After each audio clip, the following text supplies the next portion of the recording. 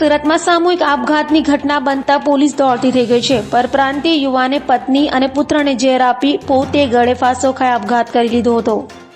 સુરતમાં કરુણાંતિક સર્જાઈ હતી। સુરતના લીંબાયત વિસ્તારમાં એક જ પરિવારના સામૂહિક આપઘાતને લઈ ચકચાર મચી ગઈ હતી। સુરતના લીંબાયત ખાતે રહેતા પરપ્રાંતીય યુવાને પોતાની પત્ની અને બાળકને ઝેરી દવા પીવડાવી તેઓની હત્યા કર્યા બાદ પોતે પણ ગળે ફાંસો ખાઈ આપઘાત કરી લીધો હતો।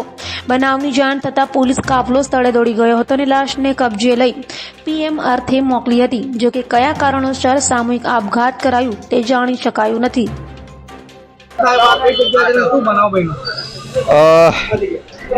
रूम नंबर 56 रुस्तम पार्क गली नंबर 3 लिंबायत आ जग्याए हाल में एक परिवार ने आत्महत्या जेवी वस्तु ध्यान में आवेल छे। ए रीतनी जे पोलीस ने माहिती मळेल थी तो पोलीसे तात्कालिक जग्या पर आवी चेक करता 3 डेड बॉडी अहींया अवेलेबल छे।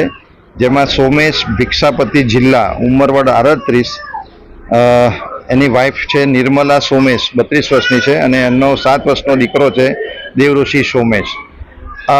प्राथमिक दृष्टि एवं जणाई आवेल है कि जे पति है ये कोई कारणोसर एना दीकरानु अने एनी पत्नीनु खून कर्या बाद पोते हेंग करी दीधेलुं छे, पोते सुसाइड करेलुं छे। अने प्राथमिक दृष्टिए त्यांथी एक चिठ्ठी मळेल आवेल छे अने एक मोबाइल रिकवर करेलो छे।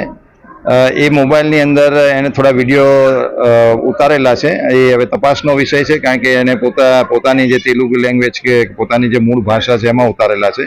पोलीसे पंचनामो करी रिकवर करी आगळनी कार्यवाही करशे।